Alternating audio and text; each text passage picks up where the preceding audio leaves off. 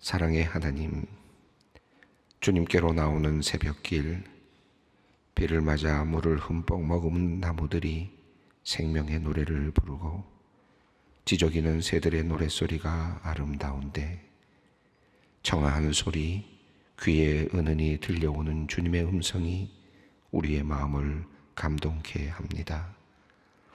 나의 사랑, 나의 어여쁜 자여, 일어나서 함께 가자.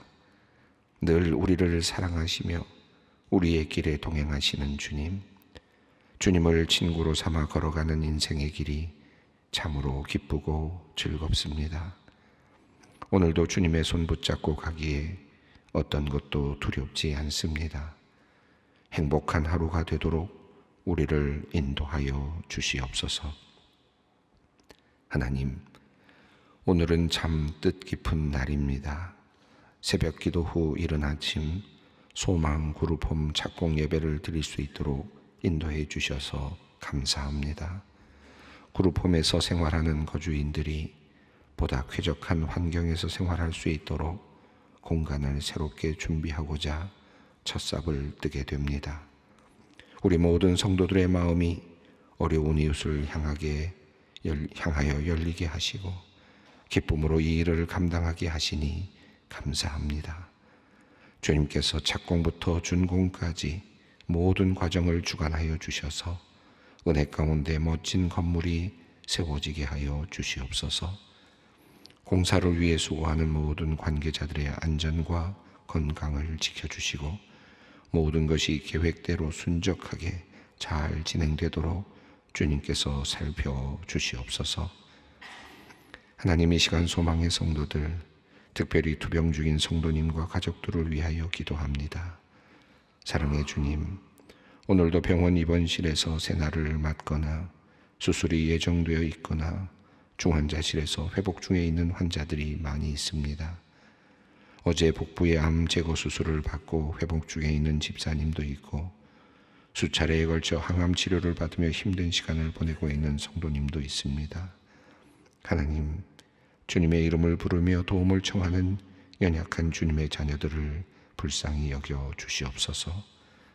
처방되는 주사와 약물을 통해 몸의 약한 부분들이 본래 제 기능을 찾게 하여 주시옵소서. 하나님의 손이 함께 하시어 모든 세포의 생명력이 강하게 작동케 하여 주시옵소서. 치료 과정 중에도 잘 먹을 수 있게 하시고 소화도 잘 되게 하시고 밤에는 잘 잘 수 있도록 주님 돌보아 주시옵소서. 그들의 마음을 붙들으셔서 낙심과 슬픔의 자리에 오래 머물러 있지 않게 하시고 반복되는 치료를 잘 이겨내게 하여 주시옵소서. 건강할 때는 미처 알지 못했던 것들을 깨닫게 하시고 하늘의 지혜를 얻는 시간이 되게 하여 주시옵소서. 우리의 작은 신음소리에도 응답하시고 우리 안에 은밀한 두려움도 하시고 위로하시는 주님을 확실히 경험하는 복된 시간 되게 하여 주시옵소서. 환자를 치료하는 의료진들과 특별히 소망교회에 속한 많은 의료인들을 위하여 기도합니다. 주님, 이들의 눈을 밝히시어 검사 결과를 정확하게 보고 실수 없이 바르게 진단하게 하여 주시옵소서. 이들에게 지혜를 주셔서 가장 적합한 치료 방법을 찾게 하시고 환자들을 진찰하고 수술하는 그들의 손에 주님의 능력을 덧입혀 주시옵소서. 이들이 피곤하지 않도록 몸과 마음을 강하게 붙들어 주시고 또한 깊은 사랑과 연민의 마음을 주셔서 환자들을 자신의 가족처럼 정성껏 대하며 치료하도록 은혜를 베풀어 주시옵소서. 환우의 가족들을 위하여 기도합니다. 가정과 자녀를 돌보고 직장에서 일을 하며 병 간호까지 감당해야 하는 가족들의 벅찬 일상을 지켜주시옵소서.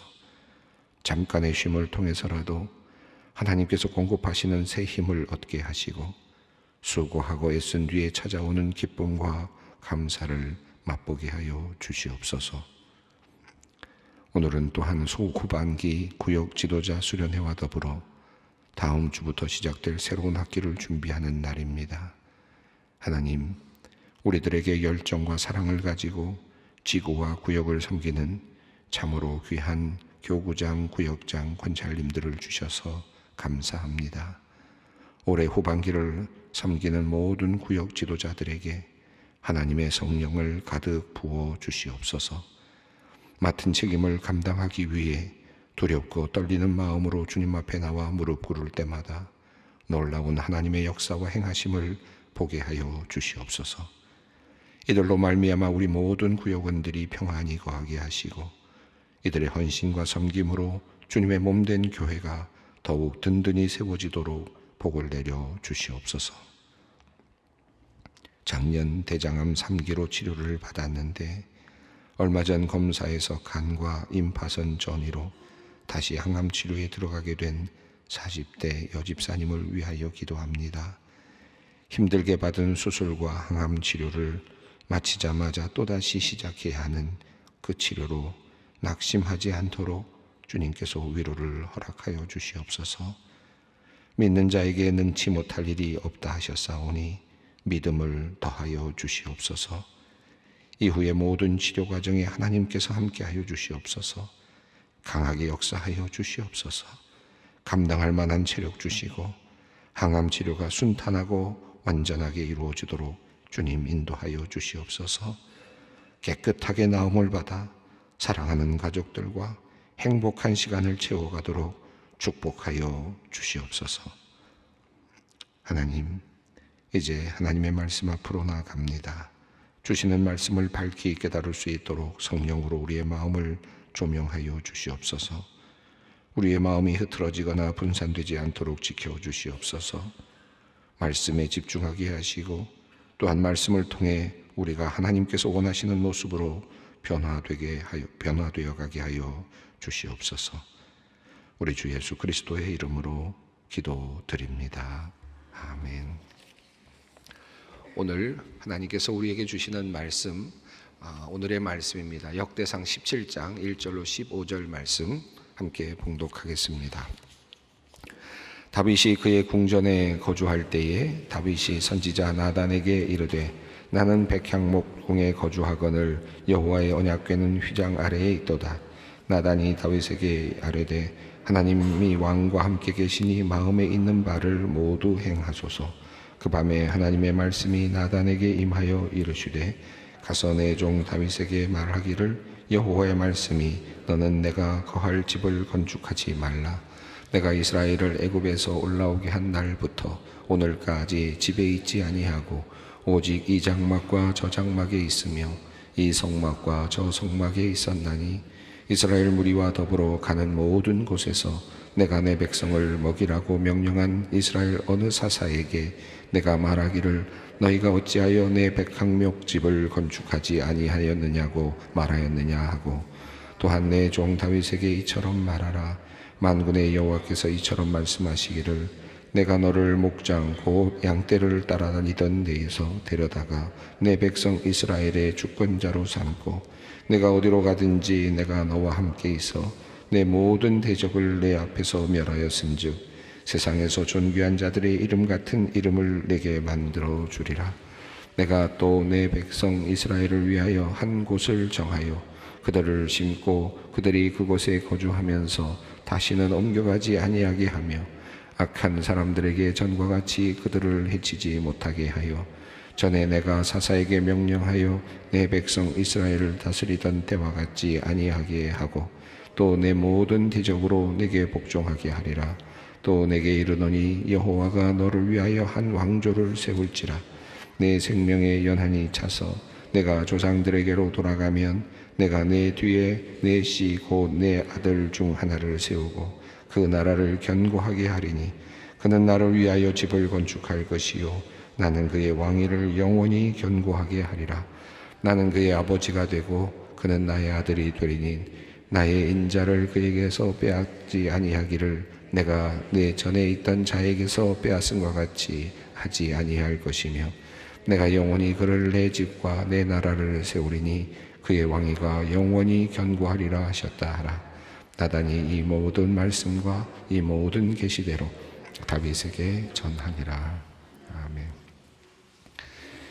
역대기를 읽어가면서 계속 느끼게 되는 것이 하나 있는데 아주 굉장히 뭐라 그럴까요? 하나로 집중되어 있다라고 하는 사실을 하나 깨닫게 되는데, 앞에 족보 이야기도 그렇고요. 이제 이스라엘 백성들이 포로에서 잡혀 있다가 돌아오면서 그들이 기억했던 것이 무엇인가를 생각해 보게 되는데, 제일 먼저는 우리는 누구인가? 라는 것을 생각하면서 많은 족보들을 이렇게 쭉 다시 살펴보지 않습니까? 그리고 나서 제일 먼저 한 것은 이제 다윗을 통해서 이루어지고 있었던 그 일들이었는데, 한 나라가 세워지는 일이었는데, 그 나라를 세우는 일의 중심에는 하나님이 있었다라는 사실을 계속해서 마음에 짚어가고 있는 것을 보게 됩니다. 특별히 법궤를 모셔오는 장면도 그랬고요. 그리고 또 이어지는 이야기가, 법궤를 이제 모셔왔는데 계속해서 이어지는 이야기는 이제 성전을 지어야 되겠다라고 하는 그 마음입니다. 이 다윗의 마음. 그러니까 이 나라가, 이스라엘이라고 하는 나라가, 하나님의 백성인 이 이스라엘이 어떻게 세워졌는가 라고 하는 사실을 다시 이제 계속해서 우리에게 알려주고 있다고 할 수 있겠습니다. 그들의 정체성, 하나님께서 선택하셔서 그들을 불러들이셨던 그 정체성을 다시 한번 깨달았고, 축복받은, 하나님으로부터 축복받았던 백성이라고 하는 사실을 다시 기억했고, 그리고 그들은 예배하는 백성이라는 사실을, 하나님 앞에서 물어야 된다는 사실을 다시 한번 확인하는 과정으로 보여집니다. 자, 오늘 본문도 이 이야기가 이제 이어지는데요. 앞선 이야기는 법궤 이야기였습니다. 법궤를 이제 예루살렘으로 모시고 오는 것인데, 예루살렘으로 모시고 온다는 의미는 이제 하나님께 묻고, 그리고 하나님께서 또 지시하시는 대로 살아가겠다라고 하는, 또 하나님께 묻고 하나님께서 지시하시는 방식대로 나라를 통치하겠다라고 하는 그런 의지를 담은 것이라고 할 수 있겠습니다. 또한 우리가 하나님께 찬양하고 또 하나님께 감사하는 삶으로 살아가겠다라고 하는 그런 결단이었다고 할 수 있겠죠. 자, 그리고 나서 다시 이어지는 내용은 이제 하나님의 법궤를, 언약의 궤를 이제 가져다가 장막에 두었고, 또 기브온 산당에서 또 제사를 드리는 일도 했습니다. 이제 하나님께 예배하는 일이 일어났습니다. 하나님께서 하나님께 예배를 드리는 장소들을 이제 만들었다라고 할 수 있겠죠. 자, 이렇게 하나님께 드리는 예배가 이제 새롭게 다시 부흥하고 다시 활력을 찾아가는 그런 모습을 다윗의 시대에서 있었다는 사실을 우리가 확인하게 되는데, 자, 그리고 나서 다윗은 이제 한 가지 고민에 빠집니다. 그것은 바로 하나님의 전을 지어야 되지 않을까라고 하는 그런 생각이었습니다. 자, 1절 말씀 읽어보겠습니다. 다윗이 그의 궁전에 거주할 때에 다윗이 선지자 나단에게 이르되, 나는 백향 목궁에 거주하거늘 여호와의 언약궤는 휘장 아래에 있도다. 이 역대기의 이야기의 흐름을 본다면 다윗이 언약궤를 모시고 오려다가 그만 실패를 하고, 그리고 나서 잠시 그 사이에 다윗이 이제 궁을 지었다라고 하는 내용이 살짝 나왔습니다. 그리고 이제 다시 다윗이 언약궤를 이제 예루살렘으로 모시고 오는 장면이 이어졌습니다. 자, 그런데 다윗은 이제 이런 고민에 빠졌습니다. 내가 궁전에 거주하고 있는데, 이 궁전은 백향목으로 만든 아름다운 궁전인데, 그런데 여호와의 궤는 휘장 아래에 있도다라고 그렇게 마음을 이제 쓰게 됩니다. 나는 이렇게 좋은 곳에 살고 있는데, 하나님의 법궤는 휘장 아래에 있는 것이 늘 마음에 이제 꺼리끼게 된 것이죠. 불편하게 된 것입니다. 자, 이 불편함이 성전을 지어야 되지 않을까 하는 그런 생각이었다라는 사실을 1절이 알려주고 있습니다. 다윗의 마음이 사무엘서도 마찬가지고 같은 마음으로 있었던 것 같습니다. 이 성전을 지어야 되겠다라고 하는 것은 어떤 정치적인 의도라든지 어떤 통치적인 그런 개념에서 성전을 짓고 그렇게 통치해야 되겠다라고 하는 그 겉으로 보여지는 어떤 그런 외향적인 어떤 것이 아니었고, 다윗의 의도는 내가 이렇게 좋은 곳에 살고 있는데 어떻게 하나님의 성전이 이렇게 초라할까? 하나님의 임재가 표현되는 이 자리가 이렇게 초라해야 될까라고 하는 부담감이었다고 할 수 있겠습니다. 이것을 다윗의 그 마음이었다. 이것이 다윗의 마음이었다는 사실을 성경이 우리에게 알려주고 있습니다. 자, 그래서 마음에 고민이 됩니다. 자, 성전을 지어야 되겠구나. 하나님께서 거하실 아름다운 성전을 지어야 되겠다라고 하는 마음이었습니다. 기특한 마음입니다. 그렇지 않겠습니까? 이 기특한 마음이 이제 표현이 되고 있는데, 그래서 나단에게 묻습니다. 2절 말씀 읽습니다. 나단이 다윗에게 아뢰되 하나님이 왕과 함께 계시니 마음에 있는 바를 모두 행하소서. 이 나단의 이 표현이 굉장히 굉장히 중요하다고 저는 생각합니다. 나단 선지자가 다윗에게 말을 했습니다. 물론 이 말은 이제 잘못된 그런 내용이긴 했습니다. 결과적으로 하나님께서 거절하시니까요. 그런데 다윗에게 말하기를 뭐라고 말하느냐 하면 하나님이 왕과 함께 계시니 마음에 있는 바를 모두 행하소서, 이렇게 답을 합니다. 이 대답이 틀린 답일까요? 맞는 답일까요? 저는 이 답이 굉장히 중요한 의미를 담고 있다고 생각하는데, 우리가 일반적으로 신앙생활을 해나갈 때 하나님의 뜻을 찾을 때 우리가 기본적으로 생각할 수 있는 매우 좋은 답이라고, 정답 중에 하나라고 저는 생각합니다. 우리가 보통 살아가면서 어떻게 해야 될까? 어떻게 해야 될까? 여러 가지 생각들을 많이 하죠. 사업을 할 때도 마찬가지고, 인간관계를 맺을 때도 마찬가지고, 여러 일들을 할 때 내가 어떻게 할까 하는 고민들을 참 많이 합니다. 그때마다 또 저에게도 물을 때가 있지 않습니까? 또 목사님 어떻게 할까요? 물으실 때도 있고, 하나님 음성을 듣고 싶은 마음으로 저에게 물으실 때도 있고, 또 친구들에게 물으실 때도 있고, 동료들에게, 기도하는 동료들에게 물으실 때도 있을 겁니다. 자, 그런데 나단이 뭐라고 대답하면, 이제 다윗이 이렇게 부담감을 가지고 있는데 이런 마음이 들고 있는 것을 보면서 나단이 대답하기, 어떻게 하면 좋겠느냐라고 다윗이 물었을 때, 그때 말한 나단의 대답은 하나님이 왕과 함께 계시니 마음에 있는 바를 모두 행하소서. 다시 말하면 당신이 하나님과 함께 있다면, 그리고 당신의 마음이 하나님과 함께 있다면, 또 하나님이 당신의 마음에 함께 있다면, 그렇다면 당신의 마음에 행하는 대로 가십시오 라고 하는 그 표현입니다. 이거는 일반적으로 맞는 말씀입니다. 우리가 어떻게 행할까라고 결정할 때 내가 정말 하나님 안에 있는가, 하나님 안에 있는가를 생각하시고, 하나님과 깊은 관계 속에 있는가, 그리고 내 안에 소원이 생겼는가, 소원이 있는가, 바라는 것이 있는가, 그런 내가 하나님과 함께 있다 라고 하는 그 마음이 있고, 내가 깊은 하나님과의 교제 가운데 있다라고 생각하시면 내 마음에 있는 것, 행하는 것, 그대로 행하는 것 옳습니다. 그렇게 하는 것이 맞습니다. 하나님께서 그 마음을 주셨기 때문이죠. 우리가 하나님과의 교제 속에서 일어나는 일이니까, 그러니까 하나님께서 나에게 그런 마음을 주시는 것이니까 그 마음대로 따라가는 것 옳습니다 라고 하는 것입니다. 그러니까 항상 우리가 어떻게 할까를 생각할 때, 어떻게 판단을 할 때 내가 지금 하나님 안에 있는가, 하나님과의 깊은 교제 가운데 있는가, 아니면 욕심과의 교제 가운데 있는가, 아니면 어떤 욕망과의 교제 가운데 있는가, 어떤 그 계속되는 어떤 뭐랄까요, 경쟁심의 그 교제 가운데 있는가, 이걸 따져보는 것이 굉장히 우선적인 것이라고 생각합니다. 지금 나단은 정답을 이야기했습니다. 일반적 정답을 얘기한 거예요. 그러니까 이 말이 틀렸다고 하기는 어렵습니다. 이 말은 일반적으로 대부분의 우리가 하나님의 뜻을 구할 때 제일 먼저 생각해 보아야 될 첫 번째 단추라고 생각이 듭니다. 나단은 이제 그 이야기를 한 거예요. 그러니까 나름의 일반적인 정답을 이야기를 했습니다.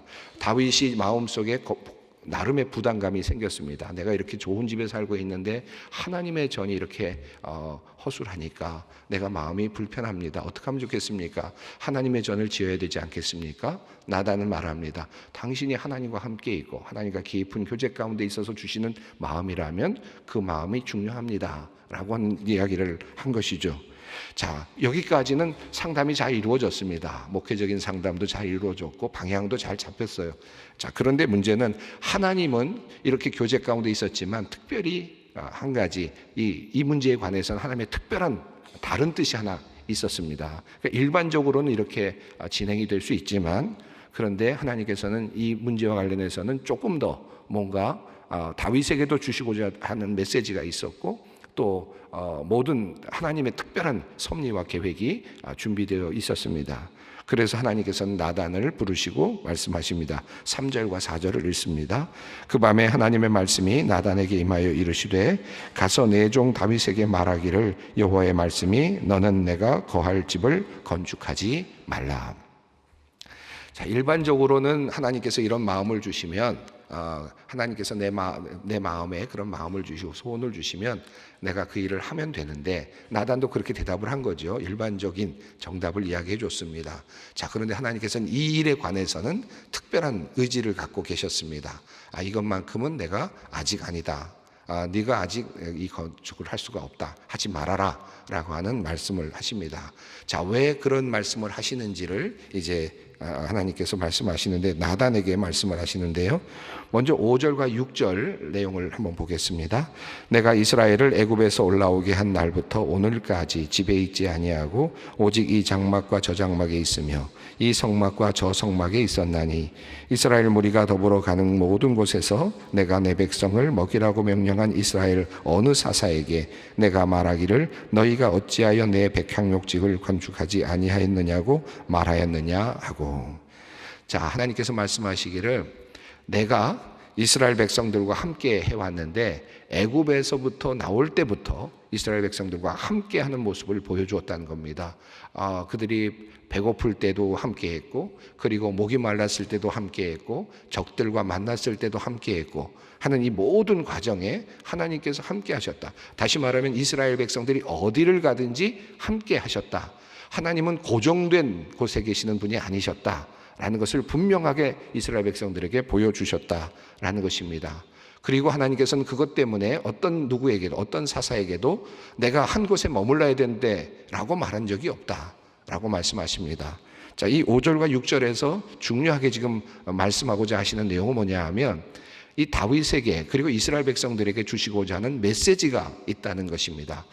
건축하는 것 좋은데 하나님의 전을 건축하는 것 굉장히 중요하죠. 이것은 나중에 하나님께서 솔로몬을 통해서 이루시지 않습니까? 이것을 하나님께서 거부하시는 것이 아닙니다. 그런데 하나님께서 먼저 주지하고 싶은 것이 몇 가지가 있었습니다. 그 건물을 짓기 전에 이 성전이라고 하는 것을 짓기 전에 먼저 꼭 주지시키고 싶었던 몇 가지가 있었는데, 우선 첫 번째로 5절과 6절은 바로 이 하나님은 어디에 고정되시는 분이 아니시고 이스라엘 백성들과 항상 함께 하시는 하나님이셨다. 어디에 있든지, 다시 말하면 우리가 어떤 건물을 짓게 되면 그 건물 안에 하나님이 계신다고 생각할 수 있지만, 그런데 그것이 아니라 하나님은 어디에나 계시는 하나님이시다. 너희들이 갔던 그곳 애굽 땅에서부터 그리고 나왔던 그 모든 골짜기들, 사막들, 이 모든 곳에 하나님은 계신다. 그리고 함께 하셨다라고 하는 사실을 기억해야 된다. 하나님은 어떤 장소에 매이는 분이 아니다 라고 하는 사실을 먼저 지금 말씀하고 계시고, 그것 때문에 불평한 적이 없다 라고 말씀하시면서 7절과 8절에서 이제 이 이야기를 다윗의 삶으로 또 연결시키면서 더 깊이 적용을 시키십니다. 7절과 8절입니다. 또한 내 종 다윗에게 이처럼 말하라. 만군의 여호와께서 이처럼 말씀하시기를 내가 너를 목장 곧 양떼를 따라다니던 데에서 데려다가 내 백성 이스라엘의 주권자로 삼고 내가 어디로 가든지 내가 너와 함께 있어 내 모든 대적을 내 앞에서 멸하였은즉 세상에서 존귀한 자들의 이름 같은 이름을 내게 만들어 주리라. 하나님은 어떤 분이셨냐 하면, 하나님은 어디 고정된 곳에 머무시는 분이 아니셨습니다. 만약에 그렇다면 하나님께서는 다윗이라는 존재를 찾지 못하셨겠죠. 왜냐하면 다윗이 골짜기에 있고 양떼들과 함께 있었으니까, 그리고 사람들이 보이지 않는 그런 곳에 있었으니까 그곳에는 하나님이 없을 수 있지 않습니까? 어떤 하나님이 고정된 곳에 계셨다면 하나님은 그곳에 계시지 않죠. 그런 지금 다시 상기시키는 겁니다. 이 다윗이 지금 아무도 모르던 그곳에서 홀로 양떼들을 치고 있을 때, 그럴 때에도 하나님께서는 그를 보셨고 그와 함께 하셨고 그를 데리고 이제 왕으로까지 이어지는 그 과정에 함께 하셨다. 그리고 그의 이름을 존귀하게 만들어 주셨다. 어디에도 매이지 아니하시는 하나님, 너의 삶의 역사에 어떤 곡절마다 함께 계셨다. 이 다윗의 삶에 함께 계셨던 하나님의 모습을 보여주십니다.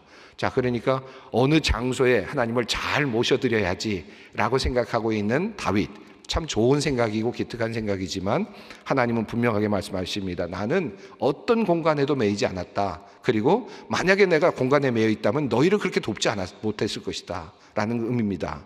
그렇지 않습니까? 이스라엘 백성들이 어디로 가든지 함께했고, 그리고 너와도 함께 하지 않았느냐? 나는 움직이는 하나님이다 라는 것이죠. 너와 동행하는 하나님이다. 이것이 먼저라는 겁니다. 이것을 먼저 기억해야 된다. 라고 하는 사실입니다. 자, 그리고 나서 하나님께서는 이제 말씀을 하시는데, 이 내용, 앞으로 뒤에 나오는 이 모든 내용은 한마디로 말하면 내가 먼저 너의 집을 먼저 세워주겠다, 너를 먼저 정착시킨 다음에 너와 함께 정착하겠다 라는 개념입니다. 자, 지금 너에게 존귀한 이름 같은 이름을 내게 만들어 주리라 라고 말씀하신 다음에 하나님께서는 이제 다윗을 축복하는 아주 엄청난 말씀을 해주시는데요. 먼저 9절을 읽습니다. 내가 또 내 백성 이스라엘을 위하여 한 곳을 정하여 그들을 심고 그들이 그곳에 거주하면서 다시는 옮겨가지 아니하게 하며 악한 사람들에게 전과 같이 그들을 해치지 못하게 하여. 자, 이제 하나님께서 하실 일은 내가 이스라엘 백성을 한 곳을 정해서 이제 그곳에 정착시켜 주겠다. 움직이시는 하나님이었는데 왜 그랬느냐 하면 이스라엘 백성들이 움직였기 때문이죠. 자, 그런데 하나님께서 이제 이스라엘 백성을 한 곳에 정착시키겠고 그들을 다른 백성들이 해치지 못하게 해 주시겠다라고 말씀하십니다. 10절 말씀 읽습니다. 전에 내가 사사에게 명령하여 내 백성 이스라엘을 다스리던 때와 같이 아니하게 하고 또 내 모든 대적으로 내게 복종하게 하리라. 또 내게 이르노니 여호와가 너를 위하여 한 왕조를 세울지라. 자, 모든 대적으로 복종하게 할 것이고 한 왕조, 여기서는 집입니다. 집으로 표현하는 것이 집으로 되어 있는데 여기서 이 표현은 왕조로 되어 있습니다. 내가 너를 위하여 한 집을 세울 것이다, 한 왕조를 세울 것이다 라고 해석을 했습니다. 자, 한 집을 세울 것이고, 자, 11절 있습니다. 내 생명의 연한이 차서 내가 조상들에게 돌아가면 내가 내 뒤에 넷이 곧 내 아들 중 하나를 세우고 그 나라를 견고하게 하리니. 12절입니다. 그는 나를 위하여 집을 건축할 것이요 나는 그의 왕위를 영원히 견고하게 하리라. 자, 이 말씀의 중심에는 하나님께서 이스라엘 백성들을 이제 한 곳에 머물게 하시고 정착하게 하시고 그리고 그곳에서 번성하게 하시고 어떤 민족도 해치지 못하게 하시고 그리고 모든 민족이 이스라엘에게 복종하게 하시고 한 왕조, 한 집을 세우실 것이다. 다시 말하면, 한마디로 말하면 하나님께서 먼저 너의 집을 세워주겠다라는 겁니다.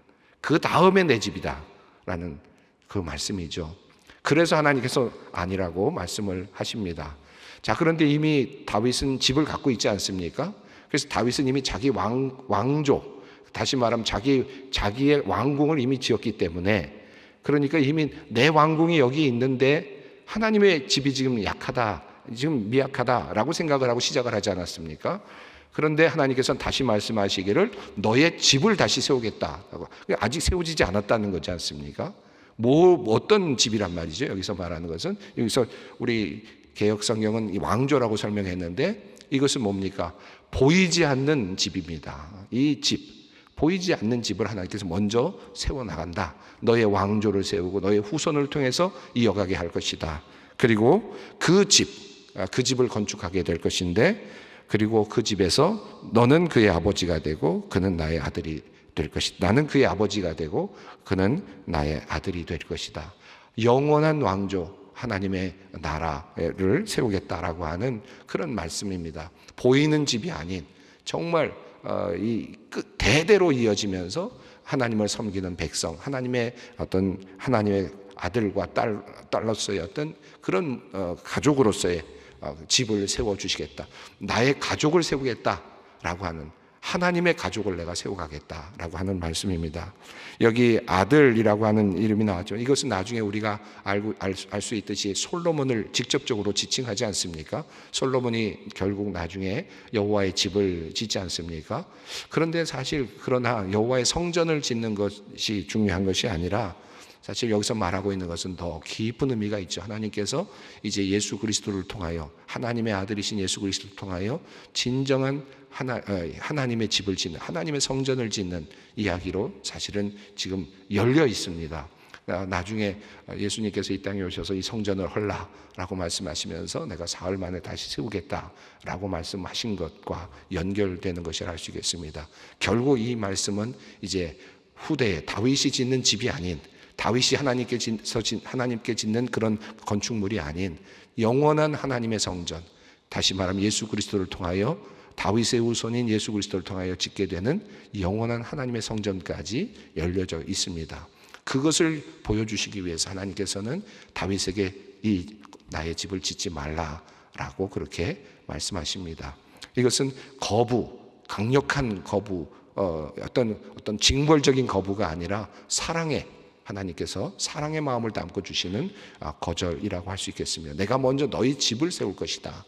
그 다음에 너희는 그곳에서 나에게 예배할 것이다 라고 하는 말씀입니다. 먼저 항상 하나님의 은혜가 우선입니다. 그리고 하나님은 그 후에 받기를 원하시고 또 우리가 마땅한 영광을 드리기를 원하십니다. 오늘 다윗의 이야기를 함께 읽었습니다. 하나님께서 주시는 말씀, 내가 무엇을 할까? 하나님이 먼저 우리에게 내가 너에게 먼저 해주마 라고 하는 이 말씀을 주시는 이 말씀을 오늘 깊이 받을 수 있었으면 좋겠습니다. 함께 기도하겠습니다. 하늘에 계신 우리 아버지, 아버지의 이름을 거룩하게 하시며 아버지의 나라가 오게 하시며 아버지의 뜻이 하늘에서와 같이 땅에서도 이루어지게 하소서. 오늘 우리에게 일용할 양식을 주시고 우리가 우리에게 잘못한 사람을 용서하여 준 것 같이 우리 죄를 용서하여 주시고 우리를 시험에 빠지지 않게 하시고 악에서 구하소서. 나라와 권능과 영광이 영원히 아버지의 것입니다.